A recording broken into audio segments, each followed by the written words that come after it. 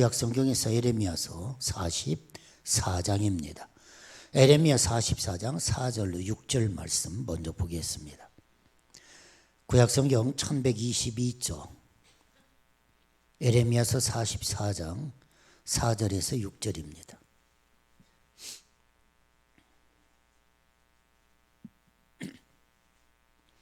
(1122쪽) 에레미야서 44장입니다.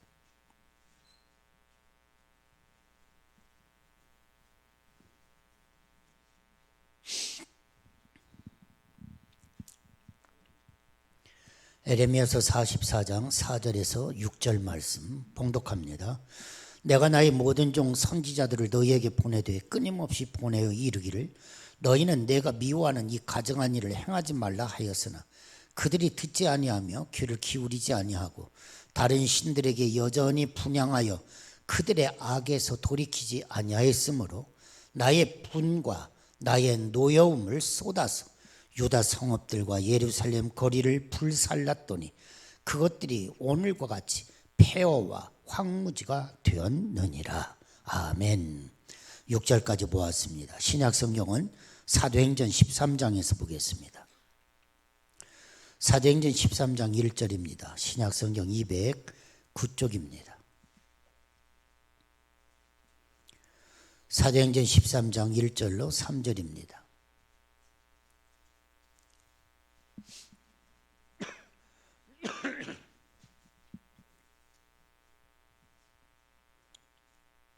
사도행전 13장 1절로 3절 여러분 같이 보겠습니다. 안디옥 교회에 선지자들과 교사들이 있으니 곧 바나바와 니게를 아는 시몬과 구레네 사람 루기오와 분봉왕 헤롯의 젖동생 마나엔과 및 사울이라. 주를 섬겨 금식할 때에 성령이 이르시되 내가 불러 시키는 일을 위하여 바나바와 사울을 따로 세우라 하시니 이에 금식하며 기도하고 두 사람에게 안수하여 보내니라. 아멘. 해주시기를 바랍니다. 뭔 말인지 잘 모르시더라도 제가 여러분 다 같이 일어납시다. 그러면 이렇게 멈칫멈칫 돼서 이렇게 끊지 마시고 다 같이 일어나 주시기를 바랍니다. 아멘. 예.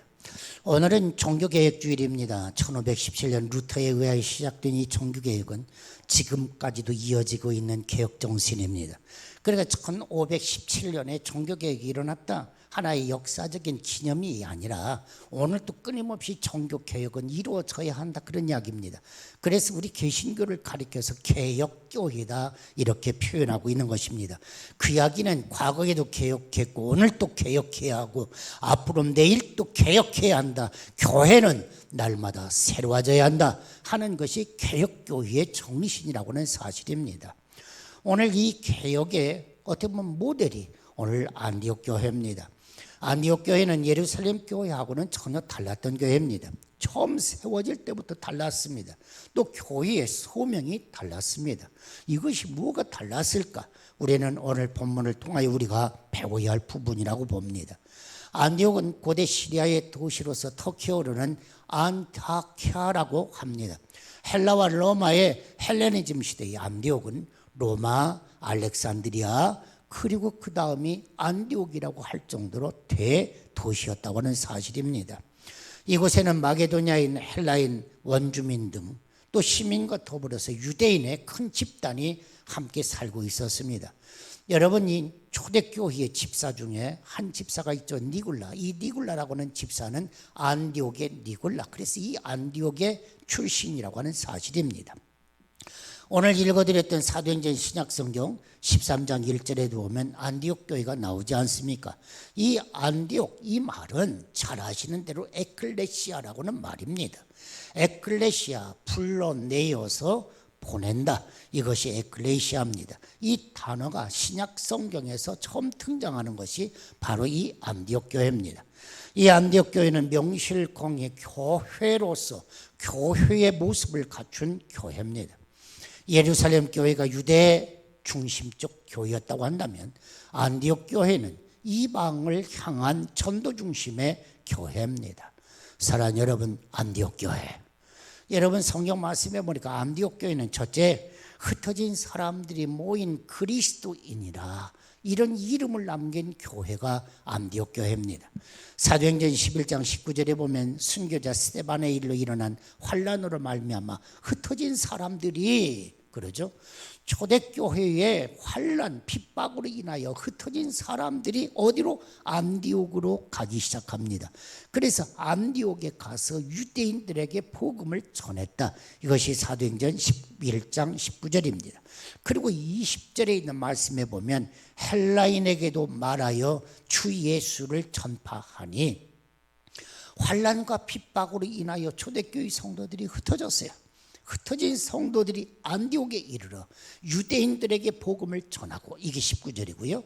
20절에 보면 헬라인에게도 복음을 전하여, 그러니까 여러분 내 외로 민족과 이방인에게로 복음을 동시에 전하기 시작하고, 거기에서 파생된 교회가 안디옥이었다, 그런 이야기입니다. 안디옥 교회는 환란으로 말미암아 생긴 교회입니다. 흩어진 자들이 세운 교회입니다. 고난 가운데서 세워진 교회가 안디옥 교회입니다. 이런 교회가 힘이 있는 것입니다. 시험과 고난에 견딜 줄 알아야 크고 강한 교회가 되는 것입니다. 어떤 사람들은 환란이 오고 역경이 오면 그냥 무너지는 사람들이 있습니다. 그러나 어떤 사람들은 환란과 역경, 그것을 꿰뚫고 지나가고 극복하고 그리고 그것을 이기는 성도들이 있습니다. 이런 성도들이 강한 성도요, 이런 교회가 강한 교회라고 하는 사실입니다. 사랑하는 성도 여러분, 안디옥 교회는 환란으로 말미암아 생긴 교회, 흩어진 자들이 세운 교회, 고난 가운데 생긴 교회, 힘있고 시험과 고난도 극복할 줄 아는 교회였다 하는 사실입니다.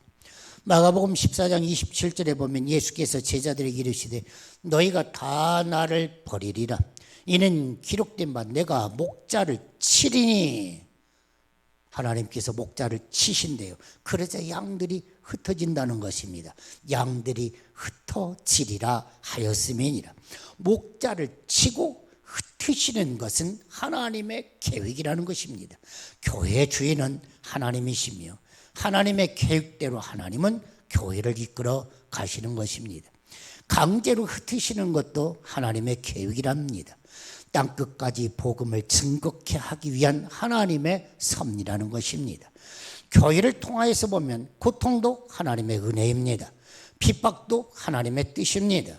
하나님의 뜻이 아니면 교회가 고통도 핍박도 받을 수가 없습니다. 그러니까 고통이나 핍박도 하나님의 뜻이래요.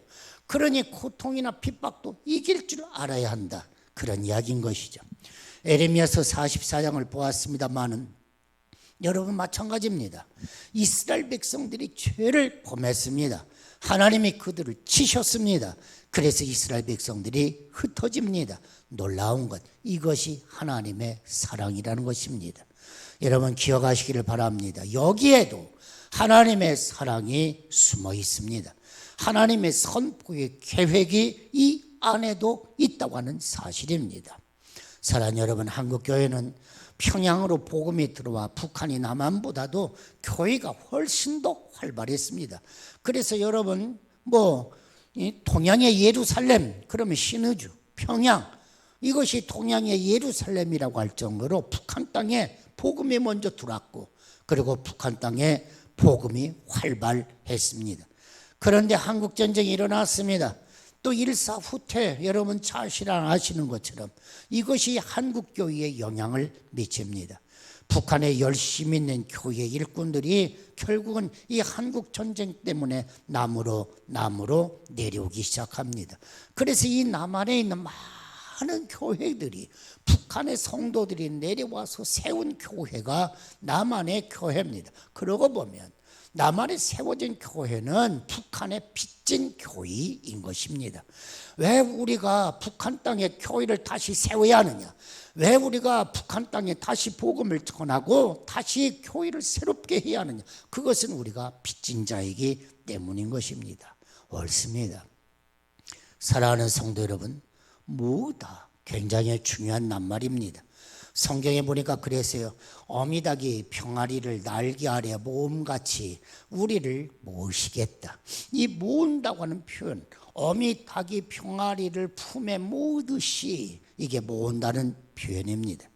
교회란 말의 어원인 에클레시아, 영어로 보면 congregation 이렇게 번역합니다. 시나고게 어셈블리 이렇게 표현을 합니다. 이 말이 무슨 말입니까? 모으다, 그런 의미입니다. 교회가 뭐냐? 예수 그리스도 하나님의 날개 그늘 아래 무백성들을 모은 것이 교회다, 그런 이야기예요. 모으다, 주님의 품으로 모으다. 사랑하는 여러분, 여러분들은 지금 주님의 품에 들어오신 것입니다. 할렐루야. 내가 주님 품으로 들어갑니다. 이것이 교회에 오는 거예요. 주님, 내가 환난과 역경과 고통 속에서, 심히 많은 핍박 속에서, 눈물과 탄식 속에서 내가 주님, 나의 피난처는 당신의 품이오니 주님께로 들어갑니다. 이것이 교회에 오는 것입니다. 모으다 그래요.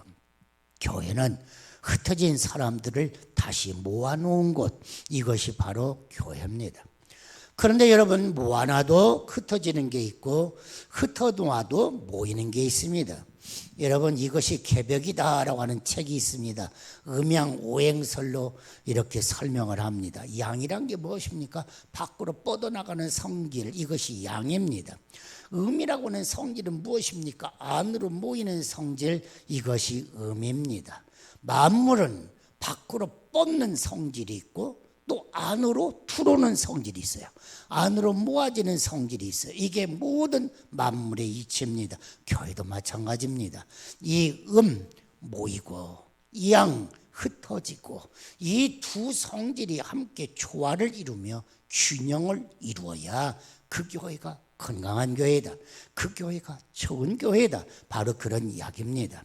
모이고 흩어지고 모이고 흩어지고 모이고 선교하고 모이고 선교하고, 이것은 어느 한순간 하고 그치는 것이 아니라 계속해서 반복적으로 모이고 흩어지고 모이고 흩어져야 건강하다, 좋다, 그런 이야기입니다.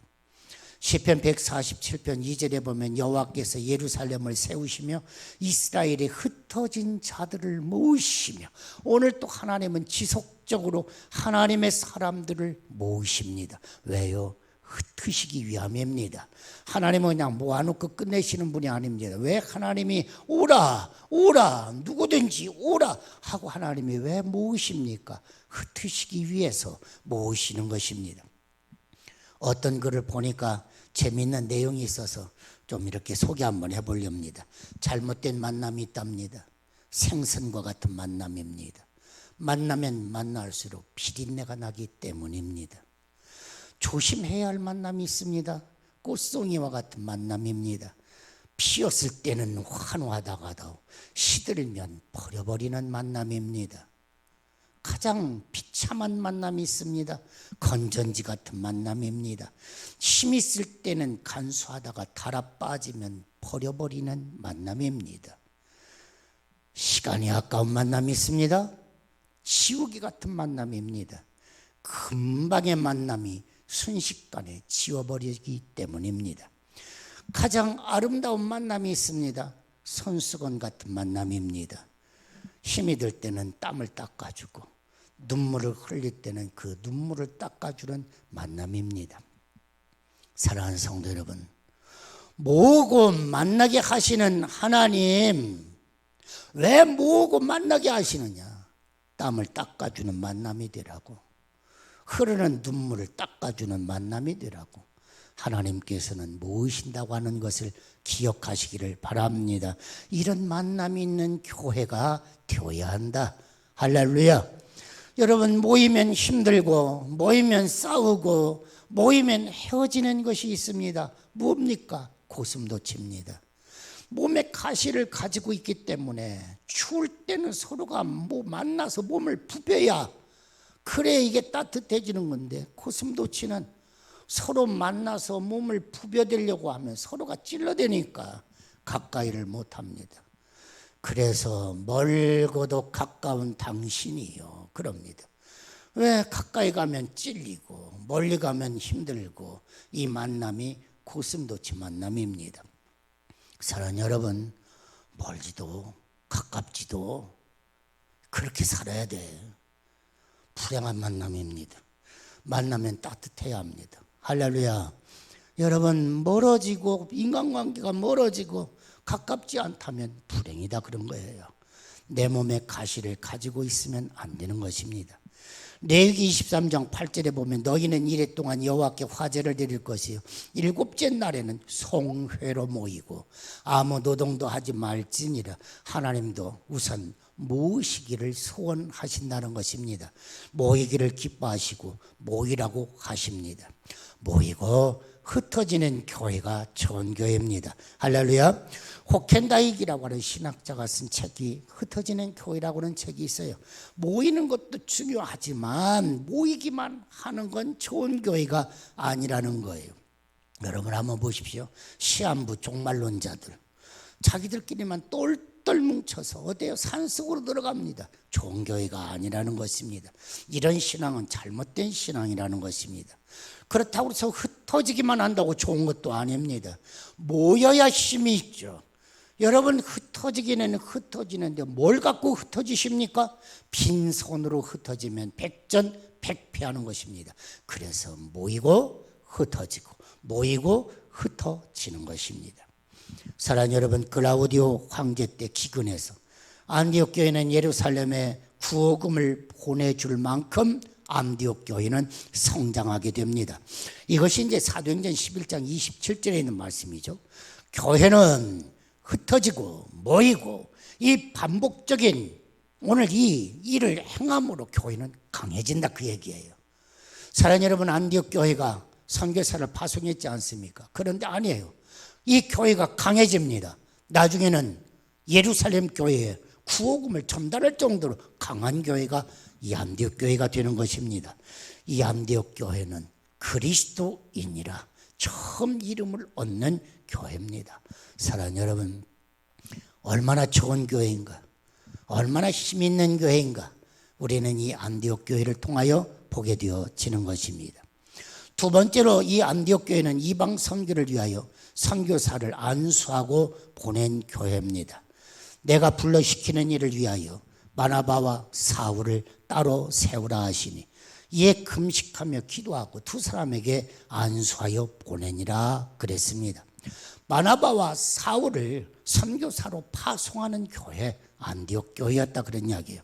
따로 세우라, 구별했다 그런 이야기입니다. 교회는 안수하여 내보낼 의무가 있습니다. 많이 보내야 합니다. 이 안디옥 교회의 사명, 바로 이것이 이 땅에 주신 교회의 사명이에요. 또 우리의 믿음의 교회의 사명이라고 하는 사실입니다. 우리 믿음의 교회가 2014년에 태국 선교 프로젝트를 가지고 시작한 것이 2014년입니다. 2014년 11월에 파얍대학에 여러분 총장과 함께 제가 태국에 들어가서 태국 CCD 교단 본부에서 이 사인을 했습니다. 그것이 2014년 11월 24일인가 그래요. 여러분 그러고 보면 한 7년 우리 믿음의 교회가 우리 유승민 이제 고인 되신 우리 성도님과 함께 커피 선교 시작한 것이 벌써 7년이 됐습니다. 그리고 나서 이제 명승인 목사님이 이제 태국에 들어가시게 됐고, 여러분 그러는 와중에도 한 번도 여러분들하고 우리가 명승인 목사님을 태국의 선교사로 파송합니다 그런 절차를 밟은 적은 없습니다. 우리 믿음의 교회가 그냥 후원하는 일에 전적으로 감당하는 일에 제가 후원회장을 맡고 그러면서 후원하는 일에 지금까지. 명 목사님이 지금 태국에 가신 지가 몇 년에 가셨습니까? 19년이죠. 코로나 시대 들어가시면서 코로나를 맞이하시고 이제 벌써 이제 21년을 맞이했습니다. 제 마음은 그래도 명신 목사가 사역을 감당했던 전임 사역지 갈보리 교회가 실질적 파송 교회가 되기를 원했고, 그게 아니면 우리 군산 노회가 그래도 실질적인 파송 노회가 되기를 원했습니다. 다 파송 예배도 드렸습니다만은 실질적 파송의 사명은 감당하지 않고 있습니다. 제 마음속에 기도하면서 오늘 코로나 팬데믹 시대, 그런 거 하면 이제 위드 코로나, 전 세계가 코로나 시대임에도 불구하고 오픈하고, 그리고 이제는 서로가 왔다 갔다를 이미 공항을 열어놓는 이 시대, 명 목사님 태국에 들어가는 오늘 마지막 이 주일에 그래도 우리 믿음의 교회가 정식으로 우리 명 목사님을 파송해 드렸으면 좋겠다 하는 마음을 이 종교개혁 주일에 마음속에 꿈으로 간직하게 됐습니다. 그래서 제가 서두에도 말씀드렸던 것처럼 일어나 주십시오 하면 좀 일어나 주세요 했던 겁니다. 우리 명 목사님 앞으로 좀 한번 나오셔서 설교 중에 죄송합니다만은 그래도 오늘 이 말씀에 의거해서 오늘 우리가 좀 성경을 좀 실천해 보고 싶습니다. 앞으로 자리에 나오시고, 우리 영피플 비전 오브 아시아 이사님들 먼저 일어나시기를 바랍니다. 다 우리 장로님들도 일어나시고, 오해수 집사님들 일어나시고, 최현옥 집사님들 일어나시기를 바랍니다. 우리 믿음의 교회 장로님들도 다 일어나시기 바랍니다. 우리 모든 성도님들 다 자리에서 일어나시기를 바랍니다. 그리고 우리 한번 같이 기도에 들입시다. 여러분 함께 기도합시다. 한 1분만 하나님 온 땅에 예수 그리스도의 복음이 선포되기를 원하고 이 일에 우리 모두가 함께 쓰임받기 원합니다. 1분만 함께 기도하기를 원합니다. 함께 기도하십시다. 할렐루야. 하나님 하나님 하나님 오 주의 성령님, 오늘 거룩하신 하나님의 말씀에 의지하여 하나님 예수 복음을 증거하는 일에 우리 모두가 함께 동참하고 우리 모두 함께 선교의 주역으로 당당하게 하나님 우리가 쓰임받기를 소원합니다. 성령이여 역사하여 주시옵소서. 하나님 태국 땅 안에 온 아시아 땅에 젊은이들에게 주의 복음을 증거하는 일을 위하여 우리가 이미 2014년에 시작을 했고 이제 두 번째 단계 하나님 우리 목사님을 파송하여 하나님 이제 실질적 젊은이들을 향한 선교 사역을 하나님 시작하고 있사오니 하나님이 이를 통하여 하나님 영광 받아 주시고 붙들어 사용하여 주셔서 우리 모두가 함께 쓰임받는 위대한 역사가 일어나게 하옵소서. 하나님 감사합니다. 우리 명승인 목사님과 우리 믿음의 교회 그리고 영피플 비전 오브 아시아 모든 이사들이 후원자들과 함께 하나님 이 아시아의 젊은이들을 예수 그리스도의 품으로 하나님 선포하는 일에 동참하기 원하오니 우리 사용하여 주옵시고 또 이번 주일 예배를 마지막으로 또 다시 위드 코로나 시대 하나님 태국을 향하여 또 출국하는 우리 목사님에게 성령의 능력을 부어주시고 우리 모두 함께 이 거룩한 사명 잘 감당할 수 있도록 또 우리는 기도로 물질로 함께 동참하며 하나님의 거룩한 역사 이루어가도록 하나님 이 시간 우리에게 축복하여 주옵소서. 모든 것 주께 감사드리며 예수님의 이름으로 기도하옵나이다. 아멘. 고맙습니다. 앉으시고 들어가시기를 바랍니다. 이방 선교의 시작은 그렇습니다. 성경에 보니까 사도행전 9장에 헬라기 집사님 빌립 집사가 이방 선교를 먼저 시작을 합니다. 아프리카 에티오피아 여왕 깐다게 이 사람이 성경을 이렇게 뒤적이면서 이사야서 53장 이분이 누구냐? 우리의 무거운 짐을 짊어지고 우리의 모든 질복까지 짊어지시는 이분이 누구냐 고민할 때 성령께서 빌립 집사를 이 사막으로 보내시고 그리고 예수 그리스도를 증거하죠. 그래서 이 에티오피아의 내시를 통하여 에티오피아가 지금 기독교 국가가 된 겁니다. 그것이 이제 사도행전의 9장에 기록되죠. 두 번째로는 사도행전 11장에 보면 유대계 사도인 이 베드로를 통하여 로마 백부장 고넬료에게 복음이 증거되어집니다. 이것이 이제 이방인 선교의 두 번째 과정이죠.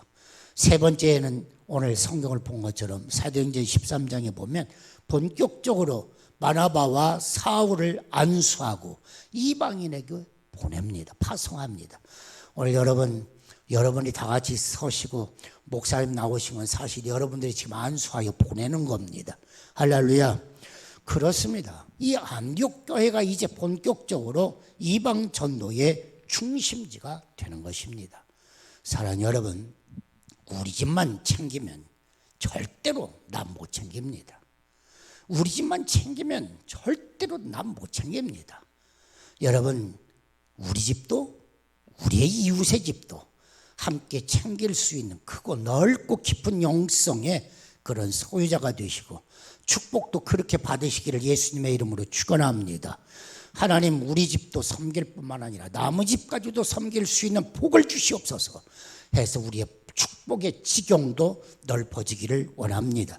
빌립보서 2장 4절에 보면 각각 자기 일을 돌볼 뿐더러 또한 각각 다른 사람들의 일을 돌아보아 그랬어요. 자기 일을 돌볼 뿐더러 너희는 지경을 넓혀서 다른 사람들의 일을 돌보아서 내 기쁨을 충만하게 하라. 하나님이 그렇게 말씀하십니다. 내 일을 돌아본 후에 남의 일도 돌아볼 줄 알아야 된다는 거예요. 그렇습니다. 자기 나라에 전도하고 남의 나라에도 복음의 눈길을 돌려야 한다는 것입니다. 요나라는 선지자가 있었습니다. 니네와 같은 민족은 절대로 구원받으면 안 돼 하고 하나님의 명령을 거절하고 도망했던 이 요나.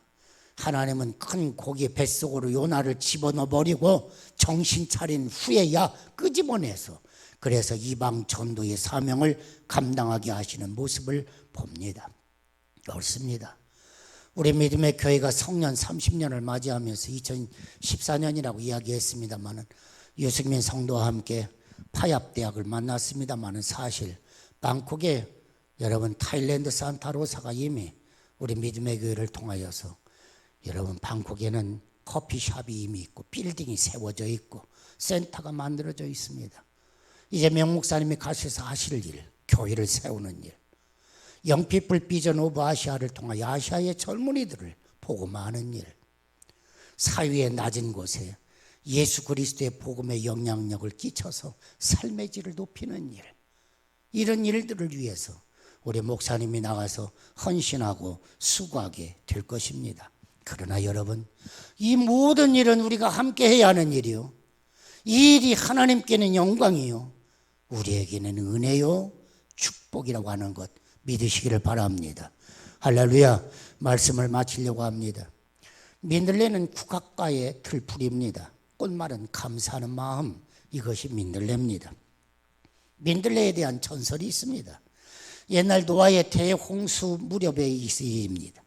땅에서 사는 사람들이 죄를 범하자 하나님께서 인간들을 멸망시키기로 심판하기로 작정하셨어요. 그래서 마침내 하나님은 노아에게 40일 동안 비가 내릴 것이라고 그래서 선포하게 하시고, 그런가 하면 큰 방주를 만들고 그리고 짐승들 한 쌍씩을 다 노아의 방주에다가 태우라고 하셨어요. 동물들이 차례차례 방주에 지금 올라타기 시작합니다. 그런데 하늘에서는 빗줄기가 내리기 시작합니다. 야, 홍수가 난다. 어서 몸을 피하자. 그래서 방주에 못한 짐승들이 막 부랴부랴 법석을 떨면서 배에 오르게 됩니다. 꽃들도 다 지금 배에 오르게 됩니다. 민들레도 당황스럽기는 똑같았습니다. 물이 점점 차오르더니 민들레의 발 꿈치부터 올라왔습니다. 꼼짝할 수가 없습니다. 민들레가 하나님 앞에 외칩니다. 이러쩌면 좋아. 이대로 가다가 난 죽을 텐데 하나님 나를 좀 살려주세요. 얼마나 애가 탔는지 민들레 머리가 하얗게 새버리고 말았습니다. 물이 이제는 민들레의 턱 밑까지 차올랐습니다. 조금만 더 있으면 민들레는 이제 흙탕물 속에 빠질 수밖에 없었습니다. 하나님이 민들레의 기도를 들어주셨습니다. 불쌍히 여기시고 바람이 휙 하고 불더니 민들레의 씨를 멀리 날려 보내셨습니다. 민들레 씨가 사방을 둘러보았습니다. 온 세상은 물로 가득 차 있었습니다. 살아있는 생물이라고 하는 것은 하나도 없었습니다. 마침내 비가 그치고 물이 빠지기 시작했습니다.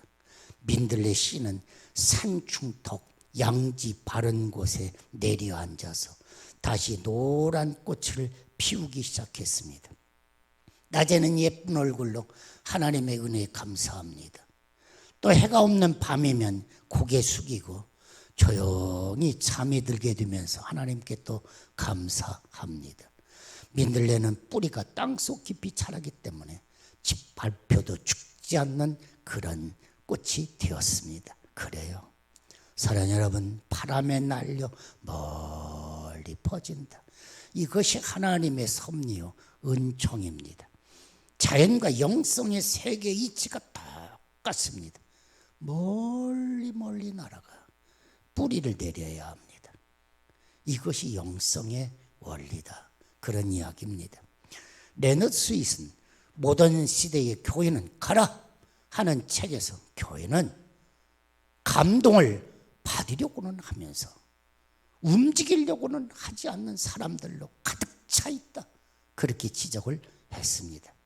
사랑 여러분, 날아가서 모여서 날려보내는 교회가 되어야 한다.